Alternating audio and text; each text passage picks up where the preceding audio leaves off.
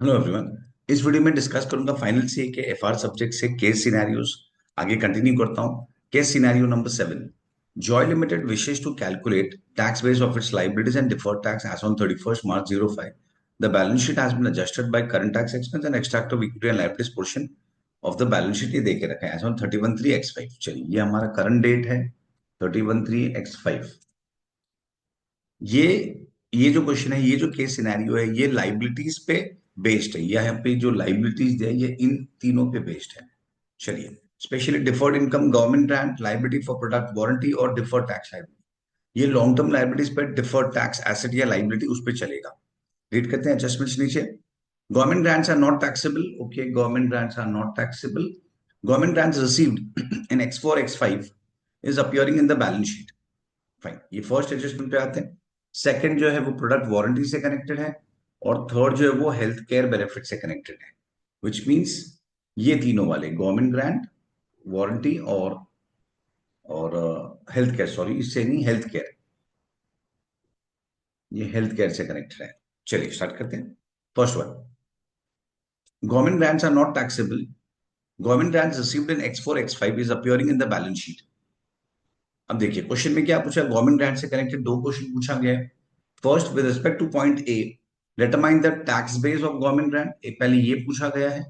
और with respect to point A, determine deferred tax and government on government grant. चलिए discuss करते हैं। देखिए, गवर्नमेंट ग्रांट का जो अकाउंट्स में, ये मेरा बैलेंस शीट है सपोज अकाउंट्स का। अकाउंट्स में ये क्या लिखा गया है, deferred income government grant. Which means सबसे पहले ये government grant received in current year है। Government grant received in X4 X5। हमें करंट ईयर ग्रांट मिला होगा और ये लाइबिलिटी में दिख रहा है। मतलब हमने एंट्री किया है bank to government grant, bank to deferred government grant. तो डिफर्ड गवर्नमेंट ग्रांट लाइबिलिटी में दिख रहा है 40,000। ये अगर मैं अकाउंट्स के एंगल से बताऊं तो ये उसका कैरिंग अमाउंट हो गया इन शॉर्ट 40,000। और इसका टैक्स बेस क्या होगा, इसका टैक्स बेस क्या होगा, टैक्स में क्या वैल्यू रिकॉर्ड होगा। तो देखिए यहाँ पे क्लियरली लिखा है कि it is not taxable. It ये गवर्नमेंट ग्रांट जो है it is not taxable. Which means इस पे कोई भी टैक्सेशन फ्यूचर में कभी नहीं आएगा। तो ये परमानेंट डिफरेंस है। देखिए, जो हमारे टाइमिंग डिफरेंस होते हैं, जो टाइमिंग डिफरेंस होते हैं वो दो तरीके के होते हैं। एक होता है टेम्पररी टाइमिंग डिफरेंस और एक होता है परमानेंट, जिसे हम बोलते हैं अदर देन टेम्पररी, परमानेंट या फिर अदर देन टेम्पररी डिफरेंसेस। अब ये जो परमानेंट डिफरेंस होते हैं अदर देन टेम्पररी, जो परमानेंट डिफरेंस होते हैं उस पे डीटीए या डीटीएल क्रिएट नहीं किया जाता है। नो डीटीए और डीटीएल, और इस पे हम क्रिएट नहीं करते एज पर द स्टैंडर्ड। और जो टेम्पररी डिफरेंस है उस पे डीटीए डीटीएल हम क्रिएट करते हैं।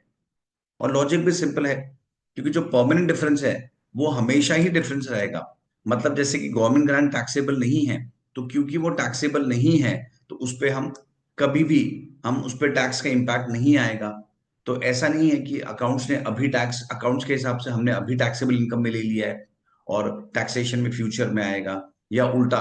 तो क्यों, क्योंकि वो टैक्सेबल ही नहीं है, टैक्स में वो कभी नहीं आएगा। It will never form part of taxable income. तो वो परमानेंट डिफरेंस है, वो डिफरेंस हमेशा रहेगा अकाउंट्स और टैक्स में। और परमानेंट डिफरेंसेस का डीटीए डिटेल क्रिएट नहीं होता है। वो एक हमें ध्यान रखना है, स्टैंडर्ड कवर नहीं करता है। तो ये जो है, इसका जो भी डिफरेंस होगा, पर इसका डिफर्ड टैक्स एसेट या डिफर्ड टैक्स लाइबिलिटी निल होगा, निल। उस पर डिफर्ड टैक्स एसेट क्रिएट नहीं होगा। रीजन में फिर से समझाते हैं एक बार, ये लॉजिक क्या है। अकाउंट्स ने, देखिए टेम्पररी टाइमिंग डिफरेंस क्या होता है कि अकाउंट्स ने ये साल में इनकम ले लिया है और टैक्सेशन वाला नेक्स्ट ईयर इनकम लेगा, तो उसमें टाइमिंग डिफरेंस होता है। या उल्टा हुआ तो भी टाइमिंग डिफरेंस होगा। पर जो परमानेंट डिफरेंसेस है, जो अदर देन टेम्पररी है, वो डिफरेंस कभी भी, वो हमेशा रहेगा। मतलब टैक्स में कभी नहीं आएगा और अकाउंट्स में अभी आ चुका है या फ्यूचर में आएगा, पर टैक्स में कभी नहीं आएगा। क्योंकि टैक्स में कभी नहीं आएगा तो वो डिफरेंस कभी भी रिवर्स नहीं होगा। और as per the standard India 12 हम उसमें प्रोविजन क्रिएट, डीटीएल डीटीएल का प्रोविजन क्रिएट नहीं करेंगे। Okay, fine. तो इसमें हमारा डिफर्ड टैक्स क्या होगा, तो डिफर्ड टैक्स होगा निल। और टैक्स में तो ये रिकॉर्ड हम करेंगे नहीं। तो इसका दो तरीका है सोचने का, इसका दो तरीका है। या तो हम देखिए मेथड वन, मेथड टू, या तो हम बोलेंगे हमारा कैरिंग अमाउंट 40,000 है। ओके। और दूसरा, दूसरा टैक्स बेस निल है। टैक्स बेस निल, टैक्स बेस निल क्यों है, टैक्स बेस निल इसीलिए है क्योंकि टैक्सेशन में ये रिकॉर्ड होगा ही नहीं, तो टैक्स के बुक्स में ये रिकॉर्ड होगा ही नहीं, इसीलिए टैक्स बेस निल है। तो इसका डिफरेंस 40,000 है। पर ये जो डिफरेंस है उस पर टैक्स रेट निल होगा, इस पर टैक्स रेट लगेगा ही नहीं, इसीलिए मेरा डिफर्ड टैक्स भी निल होगा। ना हम डीटीए ना हम डीटीएल क्रिएट करेंगे, क्योंकि उस पर टैक्स आएगा ही नहीं। राइट, एक ये हो गया, तो ये हो गया मेरा डिफरेंस। और दूसरा तरीका ये है सोचने का कि मेरा टैक्स रेट 32% है, पर मुझे पता है कि मेरा फाइनल डिफर्ड टैक्स निल होना चाहिए, फाइनल डिफर्ड टैक्स निल होना चाहिए, तो डिफरेंस भी मेरा निल होना चाहिए। तो हम टैक्स बेस को 40,000 लेते हैं, हम टैक्स बेस को 40,000 लेते हैं, इस तरीके से टैक्स बेस को 40 लेते हैं सो डैट वो निल बन जाए। ये दूसरा तरीका है सोचने का। देखिए प्रॉपर्ली समझो, मैंने क्या बताया, एक चीज कंफर्म है क्या, कि जो फाइनल डिफर्ड टैक्स है वो निल होना चाहिए। अब फाइनल डिफर्ड टैक्स निल है, टैक्स रेट मुझे पता है कि 32% है। तो अगर देखिए कैरिंग अमाउंट 40 फिक्स है, अब टैक्स बेस नॉर्मली निल होता है। क्यों निल होता है?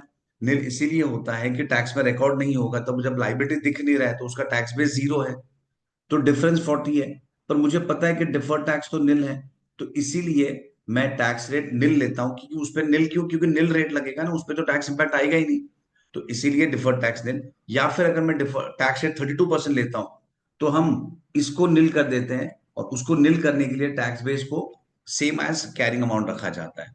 ओके, तो ये दो तरीका होता है सोचने का। यहाँ पे इस केस सिनेरियो में इंस्टीट्यूट ने ये वाला फॉलो किया है, जहां पे टैक्स बेस को निल लिया है, टैक्स बेस को निल लिया है। तो चलिए इस पे आते हैं। फर्स्ट क्वेश्चन जो था, question determine the tax base of government grant, तो वो निल लिया है, ओके फाइन। दूसरा, determine deferred tax on government grant. Deferred tax हमने डिस्कस किया था कि निल होगा, डिफर्ड टैक्स निल होता है। क्यों निल होता है? क्योंकि वो परमानेंट डिफरेंस है, और उस पे एज पर इंडिया 12 कभी भी डीटीए या डीटीएल क्रिएट नहीं किया जाएगा। परमानेंट डिफरेंस पे ऑलवेज निल होता है। परमानेंट डिफरेंस पे डीटीए डीटीएल नहीं क्रिएट किया जाता है, वो ऑलवेज निल होता है। ओके, तो यहाँ पे अगर हम सोल्यूशन देखेंगे तो यहाँ पे 1 सेकेंड, ये उन्होंने ये ऑप्शन डी लिखा गया है, माइट बी मिसप्रिंट होगा, क्योंकि डी में तो खाली इंफॉर्मेशन दिया है कि ये डिफर्ड इनकम है, वो तो अकाउंट्स के हिसाब से डिफर्ड इनकम है, एंड टैक्स में it will not be taxable, तो ये तो फैक्ट्स दिए गए हैं। पर क्वेश्चन में डिफर्ड टैक्स पूछा, तो डिफर्ड टैक्सेस निल, मेरे हिसाब से nil is correct answer. Next point पे आते हैं, पॉइंट नंबर 3। अब पॉइंट नंबर 3 एंड 4 जो है वो प्रोडक्ट वारंटी से कनेक्टेड है। चलिए, यहाँ पे लाइबिलिटी फॉर प्रोडक्ट वारंटी है 16,000 अकाउंट्स में। अगर हम अकाउंट्स का एक बनाएंगे छोटा सा, तो ये मेरा अकाउंट्स का बैलेंस शीट है, यहाँ पे लाइबिलिटी 16,000 दिख रहा है। और अगर मैं टैक्स का बैलेंस शीट बनाऊंगा, टैक्स के एंगल से देखें, फॉर एग्जाम्पल टैक्स के एंगल से देखें, तो क्या होगा देखते हैं। Point number B, in 4-5 Joy limited made a further provision for product warranty of 5,000। हमने करंट ईयर और 5,000 का प्रोविजन किया, ये अकाउंट्स की बात हो रही है। अगर अकाउंट्स में मैं देखूं तो मेरा ओपनिंग एक बैलेंस होगा, उस पे प्लस हमने और प्रोविजन किया होगा, और उसमें से कुछ पेमेंट किया होगा। एक बार ये प्रॉपर लिख देता हूँ, 1 सेकेंड।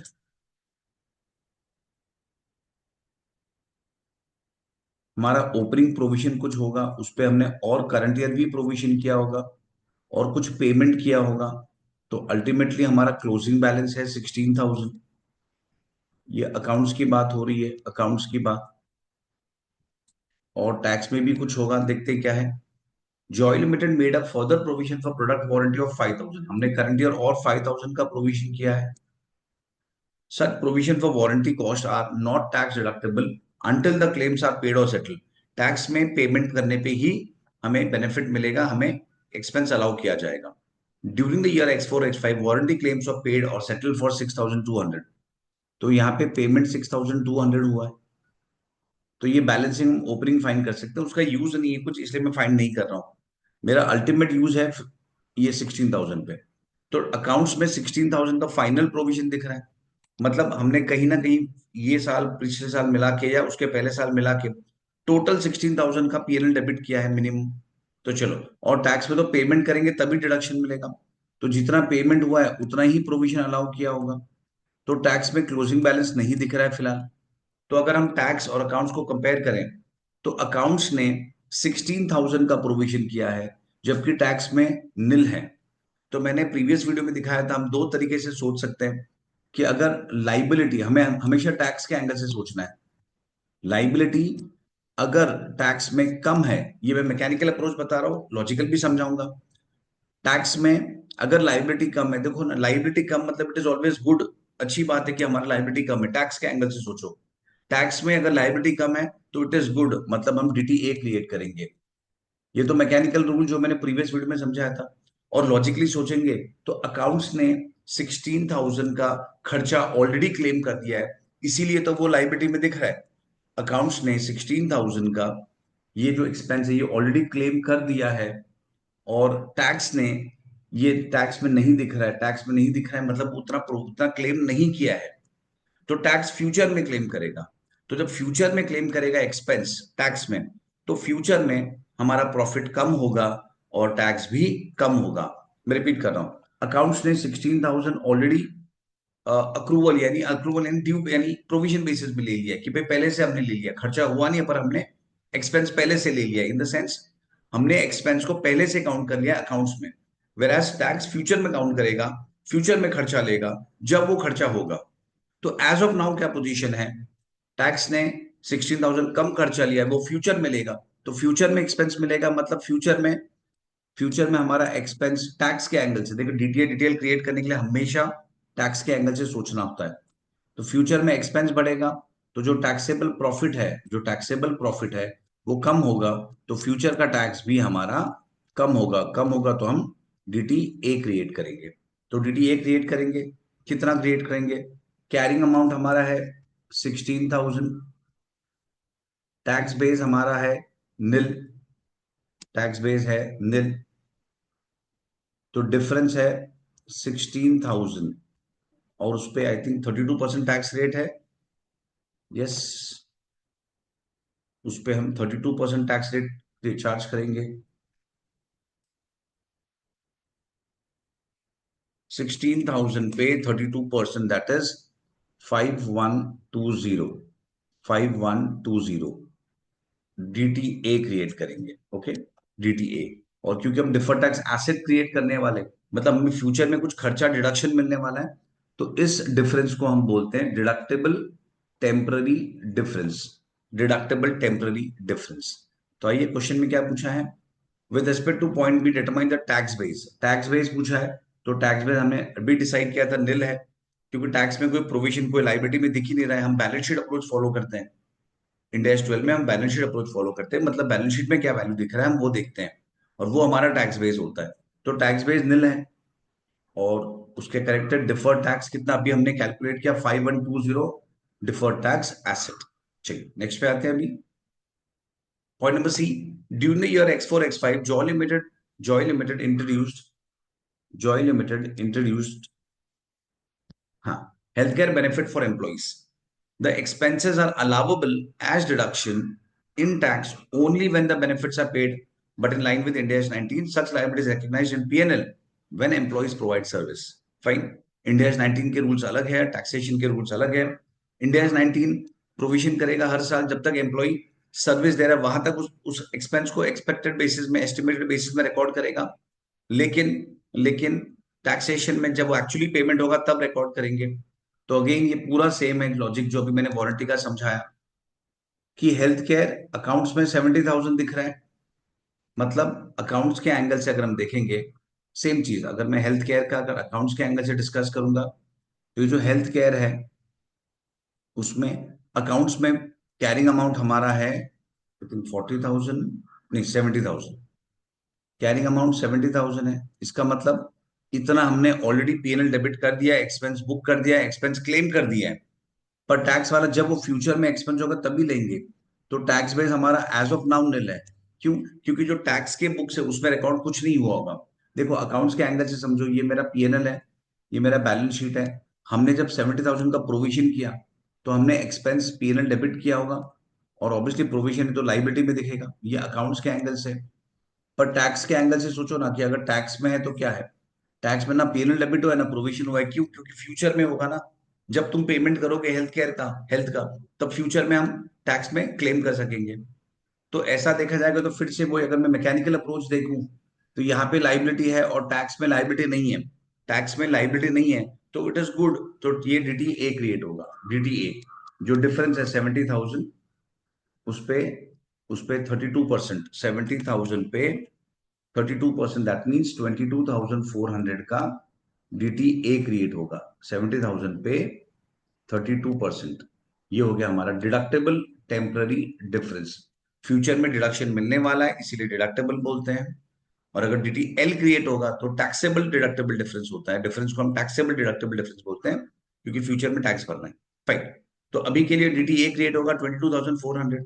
और अगर लॉजिकली डिस्कस करेंगे तो फिर से वही बात, टैक्स ने एक्सपेंस ले लिया है, सॉरी अकाउंट्स ने एक्सपेंस ले लिया है, अकाउंट्स ने वो खर्चा क्लेम कर दिया है एस्टिमेशन बेसिस में, वेराज टैक्स में फ्यूचर में खर्चा मिलेगा जब वो एक्चुअली होगा, तो फ्यूचर में डिडक्शन मिलेगा। मतलब हमें फ्यूचर में, हमारा फ्यूचर का प्रॉफिट कम होगा टैक्स के एंगल से, फ्यूचर का प्रॉफिट कम तो टैक्स भी कम होगा, तो टैक्स कम होगा तो हमारे लिए एसेट है, तो वो एसेट हम पहले से प्रोविजन कर रहे हैं। फाइन, आई होप ये क्लियर हो गया होगा 22,400 का भी। चलिए, इसमें क्या पूछा है इन्होंने, with respect to point C, determine the temporary difference as per Ind AS 12 on account of healthcare। तो टेम्पररी डिफरेंस पूछा है पहले, तो टेम्पररी डिफरेंस हमारा है 70,000, इसमें टेम्पररी डिफरेंस पूछा है।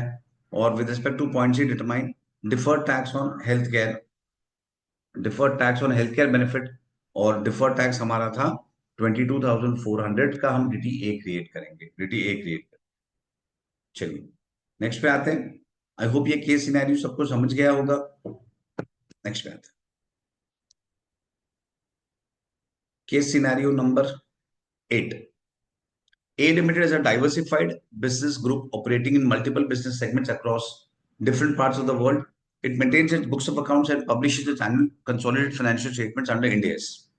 The central finance team has been working on closing the books of accounts and generating consolidated financial statements for the year ended so and so. You are finance controller and your assistant wants your view on the foreign transactions for finalization financial statements. चलिए ये तो general बातें होगी। First पे आते हैं। Okay, अभी पहले एक बार इसका मैं क्वेश्चन रीड कर लेता हूँ, फिर ध्यान में आएगा कि किस एंगल से ये लोग पूछ रहे हैं। What cash flows should be limited report as financing activity in the statement of cash flow. Fine, हमें फाइनेंसिंग एंगल के, फाइनेंसिंग के पॉइंट से पूछा है। चलिए ये रीड करते हैं। B limited, one of the subsidiaries of A limited, reported net income of 25 lakhs which equals the company's comprehensive income। तो कंपनी का नेट प्रॉफिट जो है, करंट ईयर का जो प्रॉफिट है वो 25 lakhs है, विच equals the companies comprehensive income. Fine, मतलब कोई OCI अदर इनकम नहीं है, जो हमने बिजनेस से कमाया वही मेन इनकम है। The company has no outstanding debt, following is the information from the comprehensive balance sheet. क्या दिया है, equity share capital 100, further issue 100, retained earnings 100, तो ये टोटल मिलके 300 हो गया।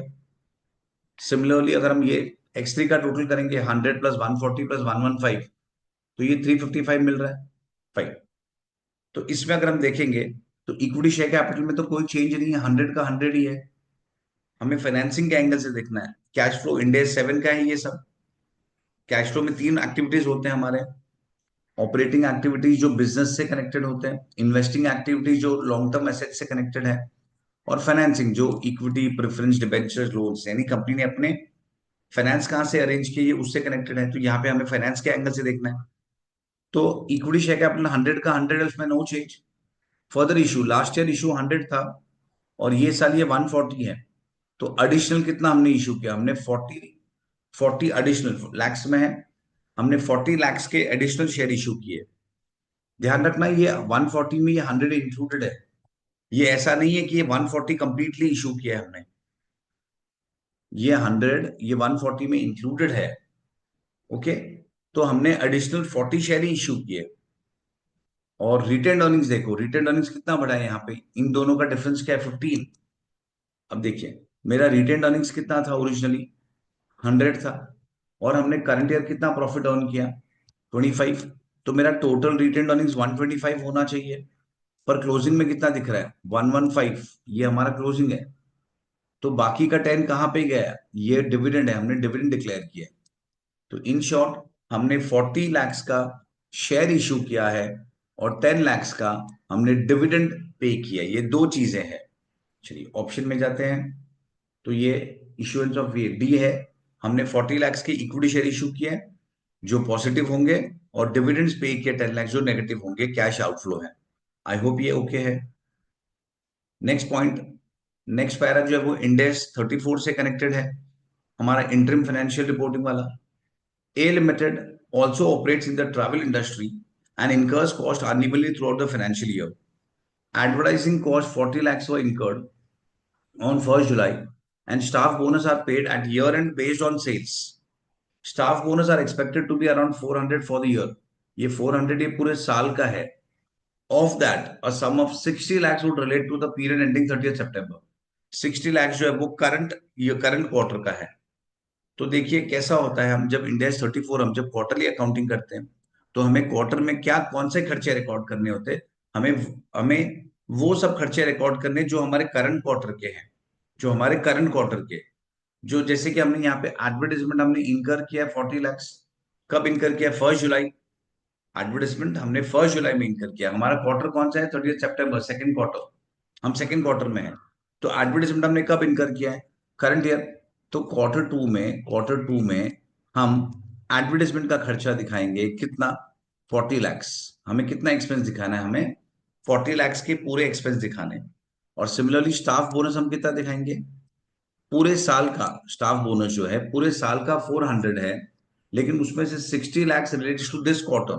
तो दैट्स इट, जो ये क्वार्टर से कनेक्टेड है हमें वही बताना है। तो 40 एडवर्टाइजमेंट पूरा दिखेगा और बोनस हमें खाली 60 दिखेगा। तो देखिए इसमें सिंपल होता है, रूल क्या होता है इसमें, जो क्वार्टर में तुम एक्सपेंस इनकर करोगे हम वही क्वार्टर में करना है। जैसे कि एडवर्टाइजमेंट हमने सेकंड क्वार्टर में किया है तो हम सेकंड क्वार्टर में दिखाएंगे।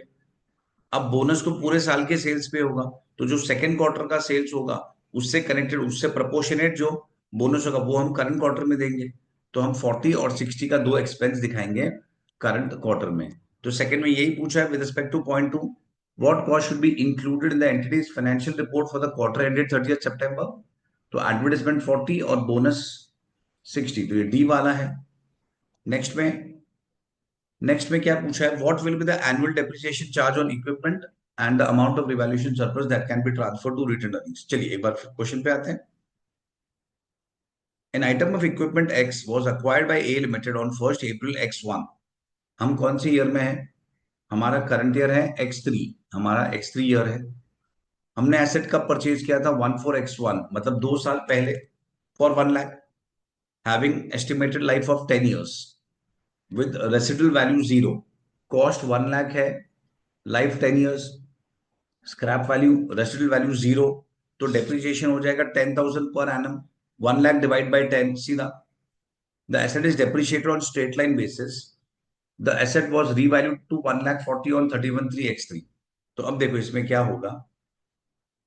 फाइन, तो सबसे पहले हमारा एसेट हमने खरीदा था 14X1 में, 1 लाख में हमने एसेट खरीदा। फिर 2 साल का डेप्रिसिएशन चार्ज होगा, X1 X2 and X2 X3, ये 2 साल का डेप्रिसिएशन चार्ज करेंगे। कितना होगा? 10,000 दोनों साल के लिए। तो ऑन 31/3/X3 हमारा कैरिंग अमाउंट क्या है? 80,000। तो ये हमारा कैरिंग अमाउंट है। ओके, ये हमारा कैरिंग अमाउंट। अब अगर मैं बैलेंस शीट के एंगल से देखूं, तो ये बैलेंस शीट में जो मेरा ये प्रॉपर्टी है, जो असेट है, जो पीपी है, वो 80,000 है। अब क्वेश्चन में लिखा है कि उसको हमने रीवैल्यू किया, कितने पे रीवैल्यू किया? It is revalue to 1,04,000 on 31 March. तो हमने इसे 1,04,000 पे रीवैल्यू किया। तो एसेट का वैल्यू हमने इंक्रीज किया 24,000 से। तो एसेट जब फर्स्ट टाइम इंक्रीज होता है तो इंडिया 16 का प्रोविजन क्या है? प्रॉफिट कहां पे जाता है? प्रॉफिट जाता है रिवैल्यूएशन सरप्लस में। तो वो हमें लाइबिलिटी में दिखेगा, रिजर्व्स में, I mean revaluation surplus 24,000। I hope this is okay. Asset में जब फर्स्ट टाइम अपवर्ड रिवैल्यूएशन होता है, एसेट में पीपीई में जब फर्स्ट टाइम हम जब अपवर्ड रिवैल्यूएशन करते हैं, अपवर्ड रिवैल्यूएशन, तो वो प्रॉफिट कहां पे जाता है? वो प्रॉफिट जाता है रिवैल्यूएशन सरप्लस में, मतलब जर्नल एंट्री होता है asset account debit to revaluation surplus. लेकिन अगर फर्स्ट टाइम हम डाउनवर्ड रिवैल्यूएशन करते हैं, फर्स्ट टाइम हम डाउनवर्ड रिवैल्यूएशन करते हैं, तो लॉस जाता है पीएनएल में based on conservatism. Logic simple है, लॉस है तो पीएनएल में डालो, profit of the revaluation surplus में, पीएनएल में नहीं जाएगा। फाइन, तो ये अप्रिशिएशन हुआ, अप्रिशिएट हुआ एसेट, तो जो 24,000 का इंक्रीज है वो जाएगा रिवैल्यूएशन सरप्लस में। अब यहां से डेप्रिसिएशन कितना चार्ज होगा, अब यहां से एसेट का लाइफ 8 इयर्स है, 8 इयर्स, तो डेप्रिसिएशन होगा 1,04,000 डिवाइड बाई 8। 2 साल ऑलरेडी निकल चुका है, लाइफ में कोई चेंजेस नहीं है, तो 1,04,000 डिवाइड बाई 8, 13,000। तो अब यहां से मेरा फ्यूचर डेप्रिसिएशन 13,000 जो क्वेश्चन में पूछा गया था, अगर हम क्वेश्चन में आएंगे तो क्या पूछा था, what will be the annual depreciation charge on equipment x for year 3 to 10। अब थर्ड ईयर से लेकर 10th ईयर तक हम डेप्रिसिएशन कितना चार्ज करेंगे, तो हम 13,000 चार्ज करेंगे। तो ये तो क्लियर हो गया कि डेप्रिसिएशन 13,000 चार्ज करना है, and the amount of revaluation surplus that can be transferred to retained earnings annually, to retained earnings annually. अब ये इंड AS 16 का रिटेन्ड, ये रिवैल्यूएशन सरप्लस का प्रोविजन समझ लेते हैं एक बार। अब रिवैल्यूएशन सरप्लस का क्या प्रोविजन है एज पर इंड AS 16, इसमें दो पॉसिबिलिटी होता है। एक पॉसिबिलिटी होता है कि रिवैल्यूएशन सरप्लस में कुछ मत करो, जैसा है वैसा ही रहने दो, जैसा है वैसा ही रहने दो, उसको कुछ मत करो। तो do not transfer anything, do not transfer मतलब जैसा है वैसा ही रहने दो, कोई ट्रांसफर नहीं करना है, एक ऑप्शन होता है। और दूसरा ऑप्शन होता है, ये ऑप्शन हमें जो करना है हम कर सकते हैं। दूसरा ऑप्शन होता है कि जो मेरा एडिशनल डेप्रिसिएशन है, जो मेरा एडिशनल डेप्रिसिएशन है, उतना अमाउंट हम रीवैल्यूएशन सरप्लस से रिटेन्ड अर्निंग्स में हर साल ट्रांसफर करेंगे। जो हमारा एडिशनल डेप्रिसिएशन है, मतलब अपवर्ड रिवैल्यूएशन के वजह से जो डेप्रिसिएशन बढ़ा है, उतना अमाउंट जो एडिशनल डेप्रिसिएशन है वो हम रिवैल्यूएशन सरप्लस से रिटेन्ड अर्निंग्स में ट्रांसफर करेंगे। ये एक ऑप्शन होता है। और एक ऑप्शन होता है भाई कुछ मत करो, डू नॉट ट्रांसफर एनीथिंग, जैसा है वैसे रहने दो। अच्छा, लेकिन एंड में हम जब भी बेचेंगे एसेट, दोनों सिनेरियो, दोनों ऑप्शंस में जब भी तुम एसेट बेचोगे, तो एंड में जो रिवैल्यूएशन सरप्लस है वो पूरा का पूरा रिटेन्ड अर्निंग्स में ट्रांसफर होगा। एंड में मतलब हम जब बेचेंगे उस वक्त तो पूरा का पूरा रिवैल्यूएशन सरप्लस हमें रिटेन्ड अर्निंग्स में ट्रांसफर करना है। लेकिन जब तक बेचा नहीं है तब तक दो ऑप्शन है, या तो कुछ ट्रांसफर मत करो, या तो फिर जो एडिशनल डेप्रिसिएशन है वो रिवैल्यूएशन सरप्लस से रिटेन्ड अर्निंग्स में हमें ट्रांसफर करना है। सिंपल रूल है। तो यहाँ पे वही पूछा है, तो देखो यहाँ पे हमारा ओल्ड डेप्रिसिएशन क्या था, ओल्ड डेप्रिसिएशन, हमारा ओल्ड डेप्रिसिएशन था 10,000, और अब आफ्टर रिवैल्यूएशन हम कितना डेप्रिसिएशन चार्ज कर रहे हैं, 13,000। तो हमारा डेप्रिसिएशन कितने से बढ़ रहा है, 3,000 से एवरी ईयर बढ़ेगा। तो क्वेश्चन में पूछा गया कि हम कितना ट्रांसफर करेंगे, इसका मतलब कंपनी ये वाला ऑप्शन फॉलो कर रहा है, ये वाला ऑप्शन। दोनों ऑप्शन है, कंपनी जो करना है कर सकते हैं।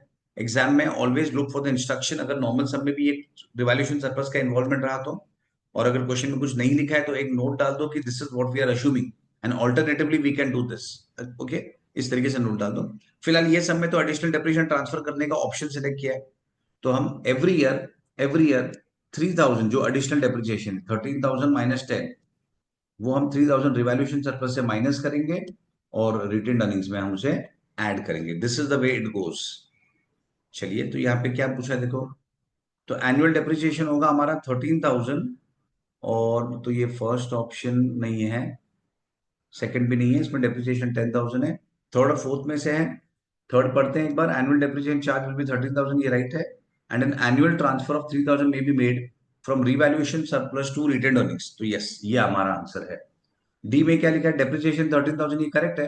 However transfer from revaluation surplus to retained earnings is not permitted, ये रॉन्ग है, नॉट परमिटेड रॉन्ग है, ये परमिटेड होता है, ऑप्शन है, हमें जो करना है हम कर सकते हैं। फाइन, नेक्स्ट पे आते हैं। नेक्स्ट पे पूछा है what is the tax base of intangible asset, चलिए रीड करते हैं। हाँ, A Limited has spent 15 lakhs in developing a new product during the year ended 31/3/X3. The development cost incurred were recognized as an intangible asset as per Ind AS 38.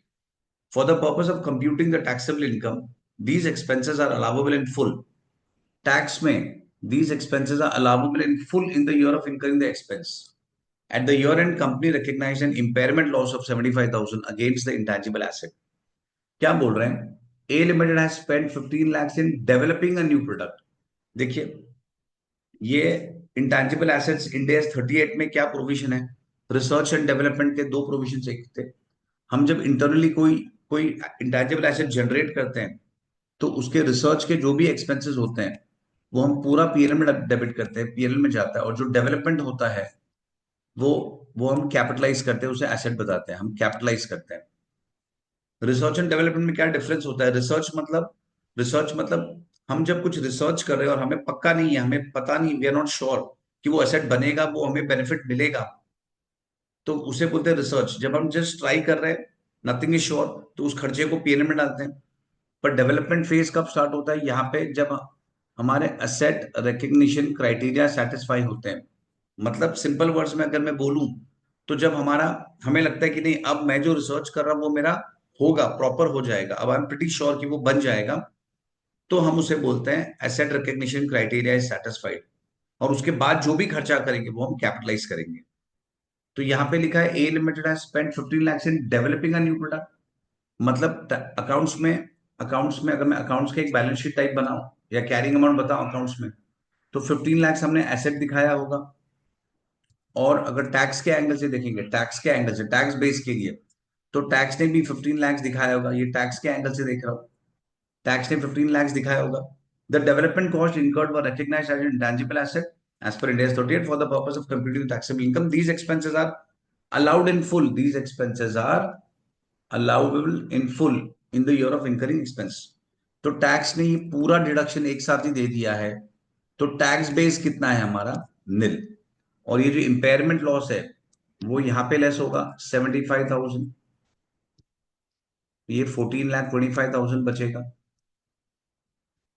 तो tax में tax base हमारा निल है और carrying amount हमारा 14,25,000 है। तो current question में क्या पूछा है उन्होंने? करंट क्वेश्चन में टैक्स बेस ही पूछा है। What is the tax base of intangible asset to nil, क्योंकि हमने पूरा डिडक्शन ले लिया है एज पर टैक्स रूल्स, और एसेट का वैल्यू जीरो हो चुका है, जीरो हो चुका है। तो टैक्स बेस, टैक्स में कितना रिकॉर्डिंग है as of now end of the year में? जीरो। अब लास्ट पार्ट जो है वो डिविडेंड से कनेक्टेड है। Which one of the following is the appropriate classification for the annual payment of 12,000 to preference shareholders? Fine. The company has issued preference shares that are redeemable. ये हमारे financial instrument से connected है। Classification as per India 32 हमें देखना है। Company has issued preference shares that are redeemable at the option of the holder. देखिए, preference shares को हम क्या क्लासिफाई करते हैं? प्रेफरेंस शेयर्स को हम लाइबिलिटी क्लासिफाई करते हैं या फिर हम इक्विटी क्लासिफाई करते हैं। तो अगर मुझे कैश देना है, if there is an obligation to pay cash, तो हम उसे लाइबिलिटी बोलते हैं। And if there is no obligation to pay cash, तो हम उसे इक्विटी बोलते हैं। तो इस केस में क्या पोजीशन है? Company has a preference share that are redeemable at the option of the holder. ये होल्डर के ऑप्शन पे, ये होल्डर के ऑप्शन पे रिडीमेबल है। तो देखिए कैसा होता है रूल, हम इंडेक्स के रूल में जाते हैं कि अगर अगर होल्डर के ऑप्शन में रिडीमेबल है, मतलब मुझे पता नहीं कि होल्डर एंड में क्या लेगा, कैश लेगा कि शेयर लेगा, मुझे पता नहीं है। तो हमें हमेशा ये सोचना है, नेगेटिव सोचना है, स्टैंडर्ड बोल रहा है। क्या नेगेटिव सोचना है? कि भाई तुम ये सोचो कि कैश लेगा। देखो जनरली किसी को भी कैश देना थोड़ा पिंच होता है कि भाई कैश देना पड़ेगा, तो वो कंफर्टेबल नहीं फील होता है। तो वही स्टैंडर्ड बोलता है, वही सोचो। तो अगर होल्डर के पास ऑप्शन है, तो हम सोचेंगे कि होल्डर कैश लेगा, हम क्या, होल्डर कैश लेगा ये सोच के अकाउंटिंग करते हैं, तो उसे फाइनेंशियल लायबिलिटी क्लासिफाई किया जाएगा। और अगर ऑप्शन कंपनी के पास है, तो फिर कंपनी को पता है कंपनी क्या एक्सपेक्ट कर रहा है। अगर कंपनी कैश देने का सोच रहा है तो हम फाइनेंशियल लायबिलिटी मानेंगे, और अगर कंपनी ये सोच रहा है कि हम इक्विटी देंगे, तो उसे हम इक्विटी कैटेगराइज करेंगे। तो प्रेजेंट सब में ऑप्शन होल्डर के पास है, तो अगर होल्डर के पास ऑप्शन है तो हमें यही सोचना है कि होल्डर कैश लेगा, क्योंकि नेगेटिव सोचो कि कैश लेगा वो सोचो, तो फिर वो हमारे लिए क्या हो गया? It is a financial liability. तो 3 months before the end of the year, it was probable that the holder would require redemption. ये प्रोबेबल है कि प्रोबेबल नहीं है, हमें यही सोचना है। अगर होल्डर के पास ऑप्शन है कि वो कैश लेगा, तो क्वेश्चन में क्या पूछा गया है? तो वो लाइबिलिटी कैटेगरी हो गया। पहले हमें ये सोचना है कि होल्डर कैश लेगा, तो वो लाइबिलिटी कैटेगरी हो गया। तो इसमें लिखा है which one of the following is the appropriate classification for the annual payment of 12,000 to preference share holders.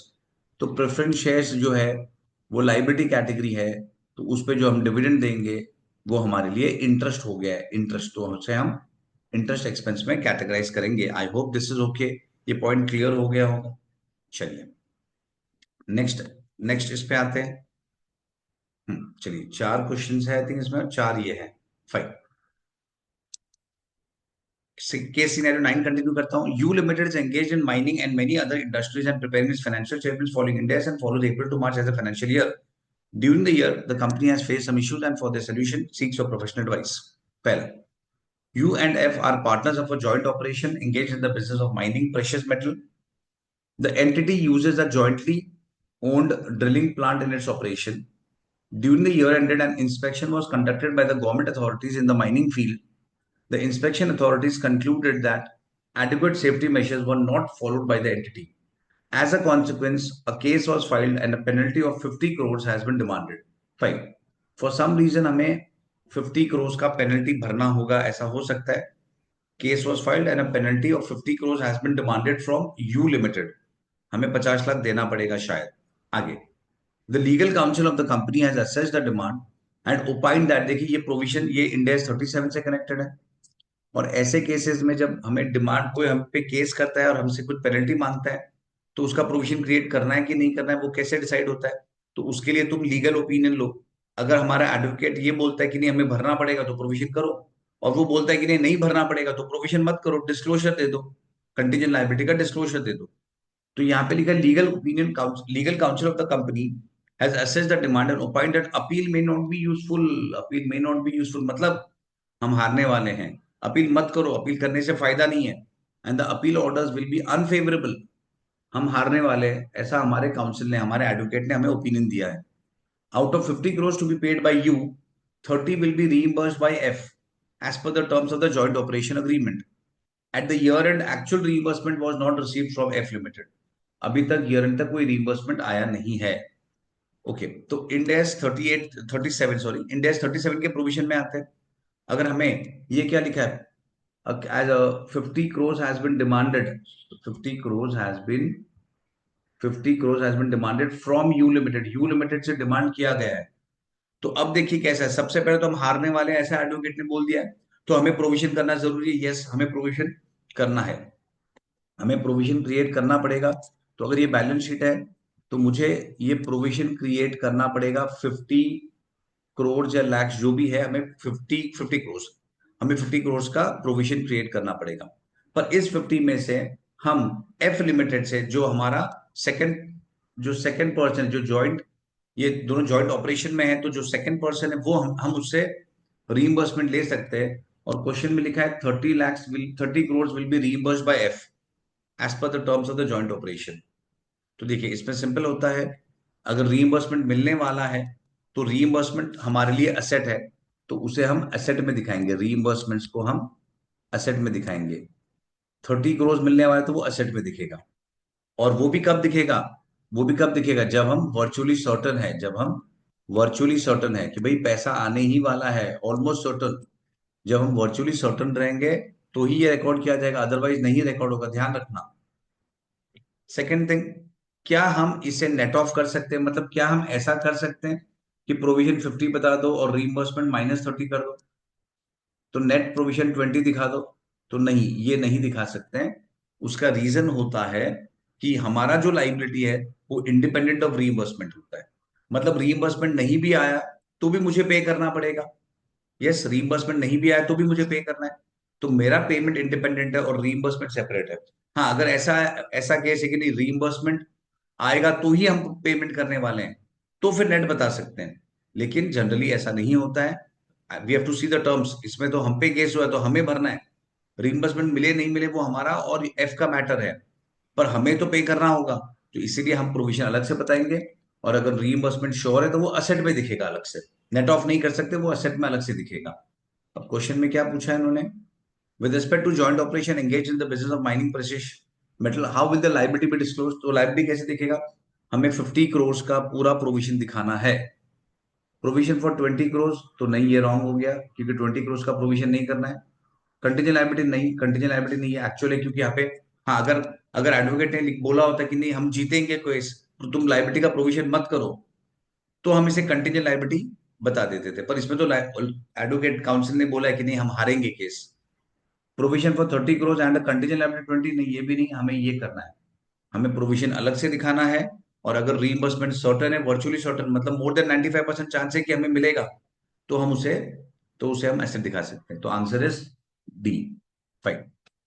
Next आते हैं, what is the amount of preference dividend to be reduced from profit और loss for calculating EPS. EPS करने के लिए कितना preference dividend हम calculate करेंगे, subtract करेंगे, वो देखना है। चलिए पहले इसके एक रूल समझ लेते हैं, फिर यहाँ पे पढ़ लेते हैं। देखिए प्रेफरेंस शेयर्स दो तरीके के होते हैं। प्रेफरेंस शेयर्स दो तरीके के होते हैं, एक होते हैं क्यूमुलेटिव प्रेफरेंस शेयर्स और एक होते हैं non cumulative preference shares.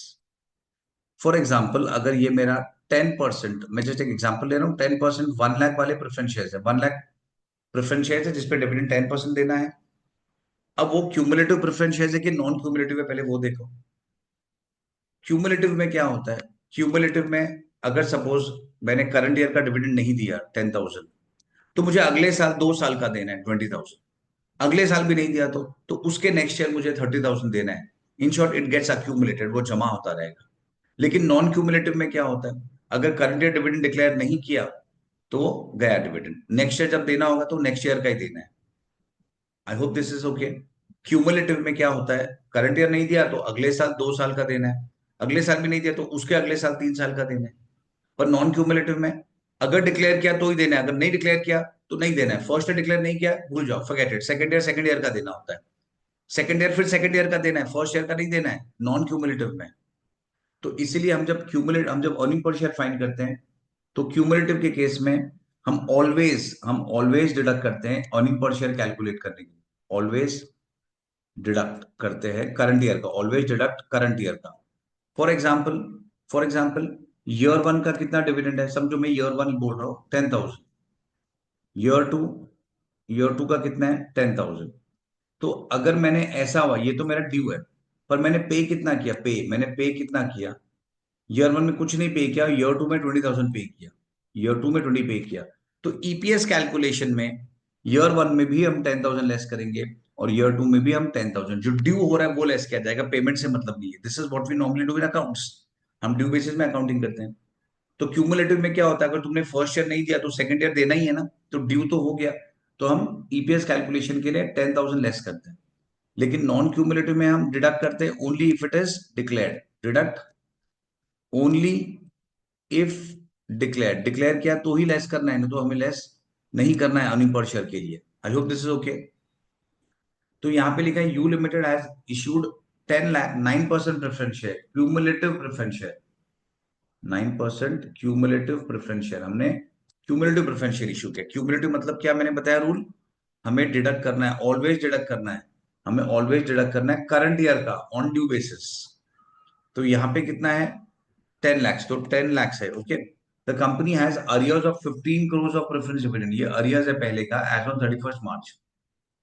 It includes current year arrears of 1.75 crores. The company did not declare any dividend for equity shareholders as well as for preference shareholders. Company ने declare नहीं किया है, company ने declare नहीं किया है, भले declare नहीं किया है तो भी जो करंट ईयर का रहेगा वो हमें ईपीएस के कैलकुलेशन में लेना है। ओके, यही तो मैंने यहाँ पे रूल बताया। नॉन क्यूमुलेटिव में कब लेस करेंगे, ओनली इफ डिक्लेयर्ड, और क्यूमुलेटिव में कब लेस करेंगे, डिक्लेयर किया है कि नहीं किया है, ऑलवेज डिडक्ट होगा, ऑलवेज डिक्लेयर किया है कि नहीं किया, हम उसे ऑलवेज डिडक्ट करेंगे, ऑलवेज डिडक्ट करेंगे जो भी करंट ईयर का पोर्शन होगा ईपीएस कैलकुलेशन के लिए, माइंड यू ईपीएस कैलकुलेशन के लिए। तो यहाँ पे लिखा है कंपनी डिड नॉट डिक्लेयर, उससे मुझे मतलब नहीं है। करंट ईयर का प्रेफरेंस डिविडेंड कितना है 1.75, ये क्लियरली लिखा गया, it includes current years arrears of 1.75 crore. तो उतना 1.75 जो वो हम ईपीएस कैलकुलेशन में लेंगे। तो यहाँ पे लिखा गया है what is the amount of preference dividend to be reduced from profit और loss for the year for calculating basic EPS 1.75 जो करंट ईयर का है। I hope this is okay, हमें करंट ईयर का पोर्शन लेना है। Further U limited has also issued certain optionally convertible debentures which are outstanding at the year and.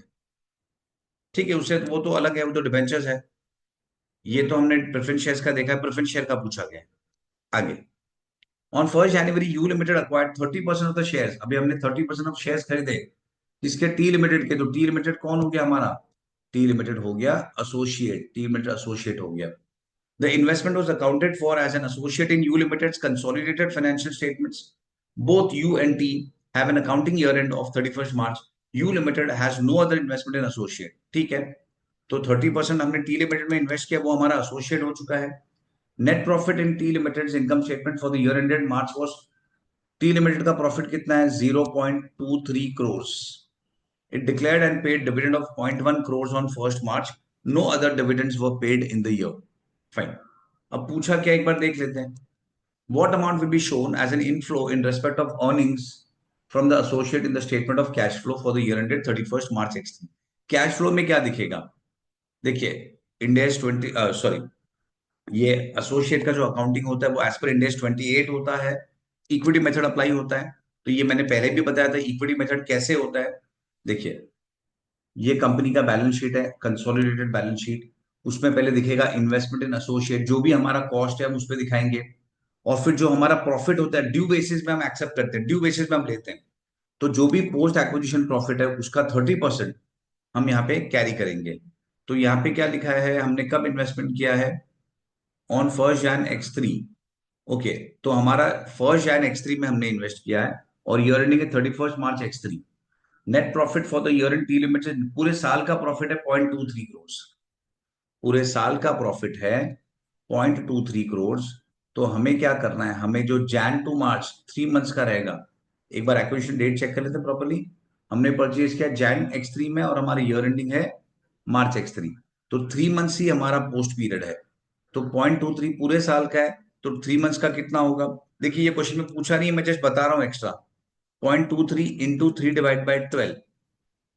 तो 0.23 जो है इंटू 3 डिवाइड बाई 12, तो ये पोस्ट एक्विजिशन प्रॉफिट हो गया।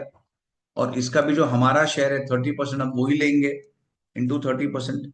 तो ये आता है 0.01725, ये आएगा। तो ये पोस्ट एक्विजिशन प्रॉफिट है जो हम यहाँ पे भी ऐड करेंगे और पीएनएल में भी ऐड करेंगे, क्योंकि एंट्री होता है investment account debit to PNL. पर क्वेश्चन में ये नहीं पूछा है, क्वेश्चन में पूछा है कि हम कैश फ्लो में क्या दिखाएंगे।